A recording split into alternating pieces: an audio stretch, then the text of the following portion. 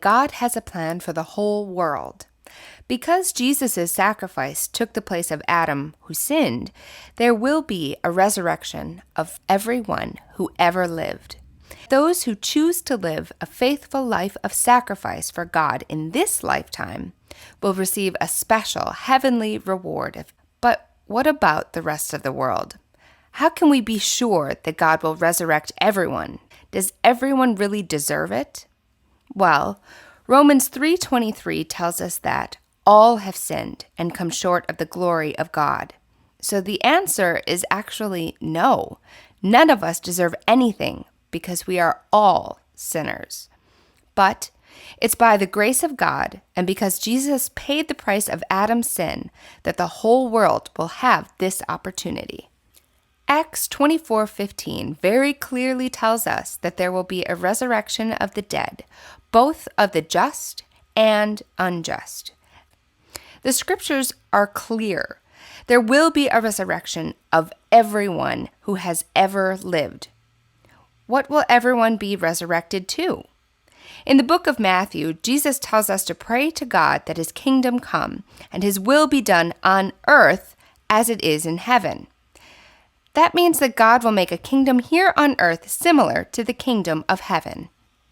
In the book of Acts, we learn that the earth will be restored to how it was before Adam sinned in the Garden of Eden.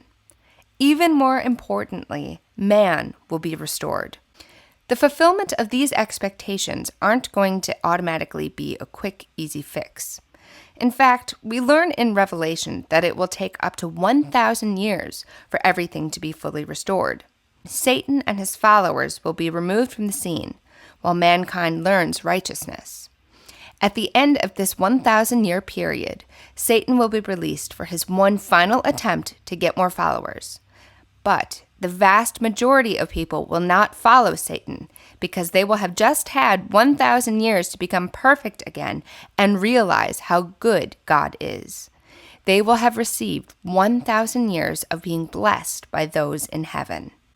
Even after experiencing and understanding God and his promises and blessings with eyes wide open, there may be a very small number who do choose to follow Satan. This will be determined when the 1,000 years are completed and God judges the rest of the world. Right now, we are all condemned under the sin of Adam. However, mankind is not being judged right now. It would be unfair to judge those who don't understand God or may not even have heard of him. We know our God is just and loves us and wants every man to be saved, and therefore has created a loving plan that will help and not hurt the majority of mankind. So, does a future judgment time for the world suggest that anyone can commit any sin that they want to now without any consequences? Nothing goes unnoticed by God. The eyes of the Lord are in every place, watching the evil and the good. That means that we are accountable to the Lord for every single one of our actions. So don't think that anyone is off the hook for anything. The more we purposely do wrong and sin in this life, the harder it will be to undo those actions and patterns and make things right with those who were hurt and wronged during the 1,000 years of restitution.